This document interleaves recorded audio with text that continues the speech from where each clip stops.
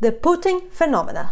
Today we're going to be discussing the Putin Phenomenon, what that means and why this came to be.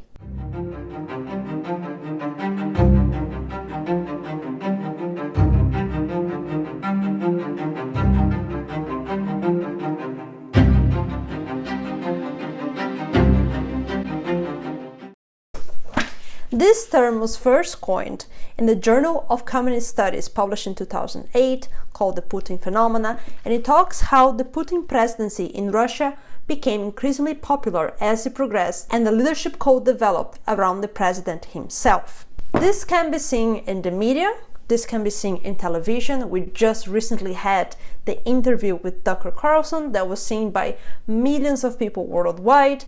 And we see this in books. For example, this is a great one where Putin is compared to a Tsar. Now, I have mentioned in this channel already, but we'll be talking about later on when I discuss the Romanovs, but the whole concept of a Tsar is one that is deeply ingrained within Russian culture and Russian history. So comparing him to a Tsar is a very positive propaganda tool that will make Putin seem even more powerful than he is and give even further legitimacy to his claim of power. So back to our journal. Today I'm going to be using several of them to point my argument, but let's take a look on what is said. Of course, the first mention we have here is about the cult of personality. If you have not yet seen my video on the cult of personality, I'm going to leave the link below in the description. Please watch it, as it will explain to you exactly what the cult of personality is. But the cult of personality that developed around Putin as a Russian president over the course of his 2 presidential terms is really what is behind this Putin phenomenon. And what does he mean by Putin phenomenon, right? After all, nowadays people will say, actually Putin is a dictator, so it's not the people who wanted him in power. But when we look at academic studies, such as this one, is Putin's popularity real? That was published in 2017 at the Post-Soviet Affairs Journal. We see that yes, at least until 2015, his popularity was indeed real. As we see here, this is a chart that shows the beginning of his power, so the early 2000s, all the way until 2015. Here we can see that his popularity was always constantly high, getting even higher with events that took place here that are linked to Ukraine. So yes, even though many Russians dislike Putin, his popularity was or is real. That is a real thing, and there is a reason for that. So his popularity phenomena is linked to something that is a leadership code. Within a year of his accession to power, foundry workers in the Urals were casting him in bronze. Not far away, weavers were making rugs with the president's face inside a golden oval. A factory in Chechnya had begun to produce a watch with presidential image on its dial, and a local confectioner was selling a cake with the same design. A Putin bar had opened elsewhere in the town, selling vertical power kebabs, and when Vova was little milkshakes. An all-female band had meanwhile taken the airwaves by storm with a single Someone Like Putin. So Putin was present in every aspect of culture.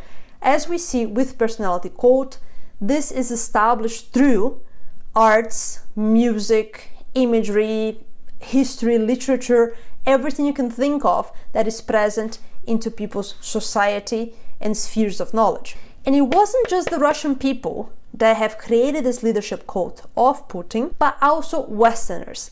A great example is famous songs like this one called Putin Put Out, that when it came out a few years ago was a huge success, and even people who don't like Putin will watch it and laugh and find this quite funny.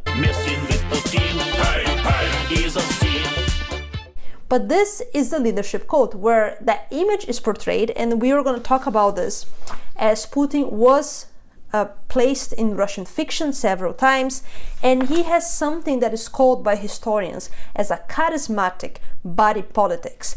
This is very important because not many political leaders have that. One great example of a leader that doesn't have this is Joe Biden. Another tool that Putin made use was the hyper-masculinity as a scenario of power. This characteristic of putting his face into images of everyday items This is something I have spoken about in the personality cult video, because this can be seen today when you go into Moscow, St. Petersburg, and you go into tourist shops. You will see things that have the face of Putin, Stalin, and other Soviet leaders. And just to remind everyone that this idea of kind of a cult, a personality cult, was present even before Soviet times with the Romanovs, that at that time for 300 years ruled the most powerful empire in the world. So back to Putin, the president appeared to enjoy particularly high levels of support among women. That's a great strategy that he used, as women were madly in love with Putin. Here they tell a story of a woman that asked her husband to turn down the television when Putin was speaking on the radio and made no move to feed him. 2 weeks later, when he came home starving from work, sitting bedazzled in front of the television as Putin gave an interview. Putin has used interviews quite well, to be honest, because when you watch, and I have seen several of his interviews, he speaks with authority. He speaks in a way that draws people to him and with such confidence that makes you believe that whatever he's saying is real. He also makes excellent use of Russian language, speaking in a very formal, in a very well-educated manner. Они чего этого не понимают, что ли? So let's think for a second, how exactly did Vladimir Putin come to power for so long? We're talking here about 24 years, how he has stayed in power, what techniques he used, and why, despite all the atrocities linked to his name, he's still praised and seen as a positive, powerful figure by many people, not only in Russia, but outside of Russia as well. This leads us to observe the hyper-masculinity as a scenario of power, where the image of Russian President Vladimir Putin riding bare-chested in Siberia has attained mythic status among journalists and the public, both Russian and non-Russian. Hyper-masculinity as a strategy for creating not just legitimacy, but also power, happens in different ways at different times. One target were the Russian women. They also frequently demonstrate, as in another target, in words and gestures, his active and absolute dominance over his interlocutors in a way that would be unacceptable for other subordinate men. Again, this is the strategy of the interviews that he gives, the way he speaks, the way he portrays himself, his posture, his body language, his voice tone. Everything there is to intimidate masculine figures and attract feminine figures. His persona stands out as a gendered in 3 distinct registers: visual imagery, the Russian Marlboro Man, domination of the political sphere through verbal attacks on other men, and a series of crude macho aphorisms which have been collected as Putinisms. Now, great part of being so successful was Putin understanding he had to mobilize charisma where there was none. And the way he did this began in 1999 with the Second War in Chechnya. This was part of something called Project Putin and took place between 1999 and 2000, at a time where Chechnya had gained its independence, and Putin used this. He used the start of a war to regain control over Chechnya as a way to create a whole hyper-masculine figure that brought back the power and the glory to Russia. Again, this is touching into a collective subconscious that exists in the psyche of the Russian people since the days of the Tsars.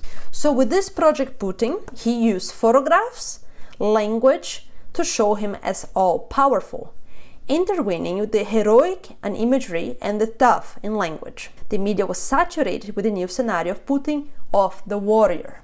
Putin's heroic persona included several media photos of him flying into Chechnya on fighter jets. And in March 2000, there are pictures of him flying an Su-27 fighter jet into Grozny, the capital of Chechnya, in full flight gear and helmet. On the day before, Russian television had showed an amateur video of a Chechen commander's allegedly barbaric execution of Russian soldiers. This is all part of the propaganda strategy, of course, giving a reason to retaliate. So Putin the hero thus appeared posed to undertake a dangerous mission, flying into battle against the savage bandits. More powerful, however, than his flights into the war zone was Putin's use of vulgar, macho language that both shocked and thrilled many Russians, especially the famous "rub them out in the outhouse." On 24th of September 1999, in the context of apartment bombings in Dagestan, southern Russia and Moscow itself, Putin launched his famous tirade claiming he would catch the Chechen rebels wherever they might be. We'll pursue the terrorists everywhere. Pardon me for saying so, but even if we catch them in the bathroom, we'll rub them out even in the outhouse. This is so famous that to this day, if you speak to a Russian person, they will confirm this, they'll talk about it, and some of them might even laugh about it. So this hyper-masculinity is directly linked to the charismatic body politics that he has employed throughout his time in power. This was composed by the image of him in a judo black belt, so Putin is the fittest ruler in Russian history. That's quite interesting because Yeltsin was seen as a drunk person, totally unfit. So Putin came at a time where the Russian people were wanting this, because even in the days of the Tsar, the physical appearance had great importance for the Russian people. So Putin's charismatic techniques are part of a long tradition of self-presentation by political and military leaders, Russian and non-Russian, in the modern period. In authoritarian and dictatorial regimes, of which post-communist Eurasia offers several examples, the ruler's physical self embodies the authority of the state, and Putin was seen as being physically vigorous and still youthful.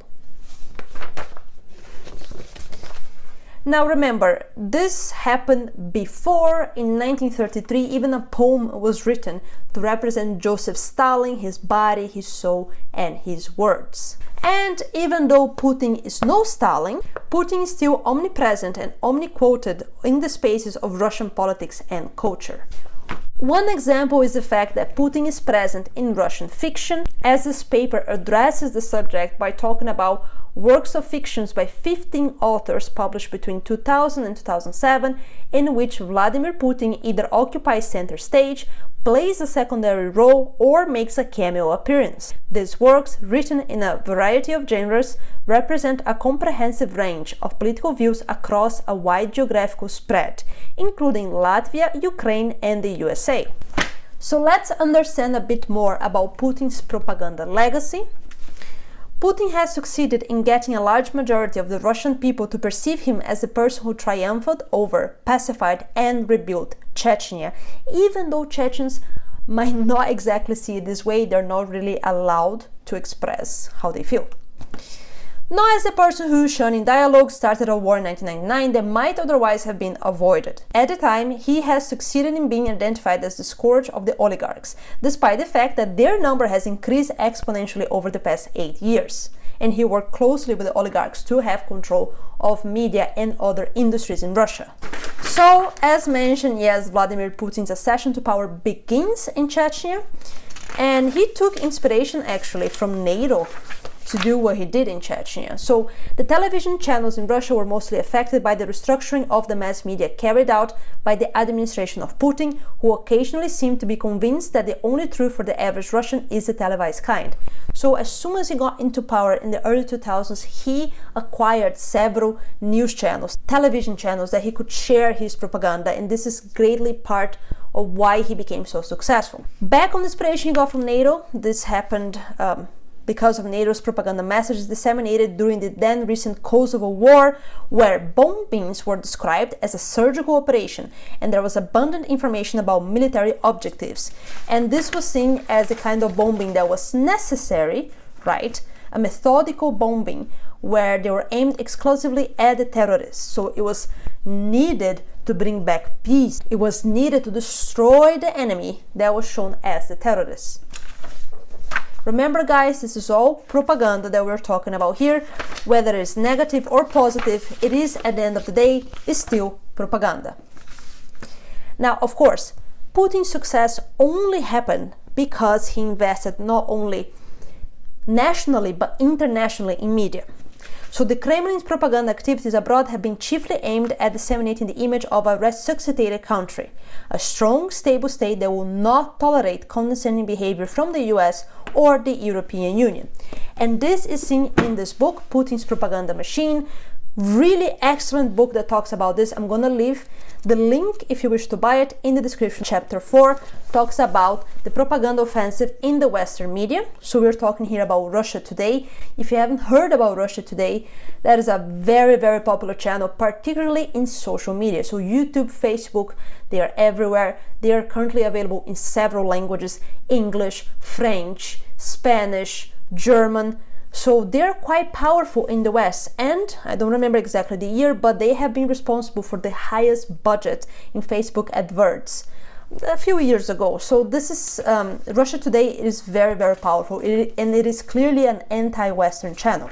So Russia Today constructed a sort of conspiracy theory propaganda, and in May 2005, just 1 month after Putin had delivered his famous speech in which he called the demise of the Soviet Union the greatest geopolitical catastrophe of the 20th century, the Kremlin announced the launch of a new Kremlin-sponsored international TV news channel, Russia Today. In 2005, $23 million were invested in launching the channel, with an additional budget of $47 million.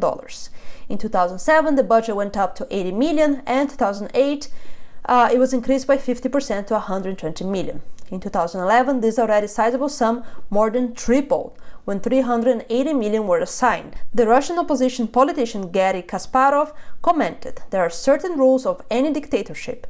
Never save money on police or propaganda." The results of this propaganda war effort were indeed impressive. In 2011, RT had grown into an organization with a staff of 2,000 employees worldwide, reporting from 20 bureaus.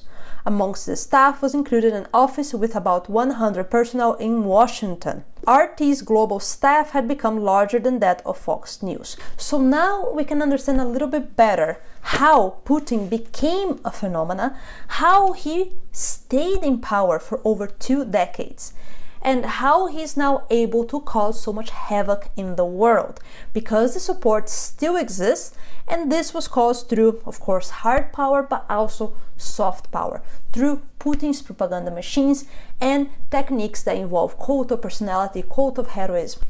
So comment below if you like this video, and don't forget to like, share and subscribe to this channel for more content like this. Thank you very much, and see you next time.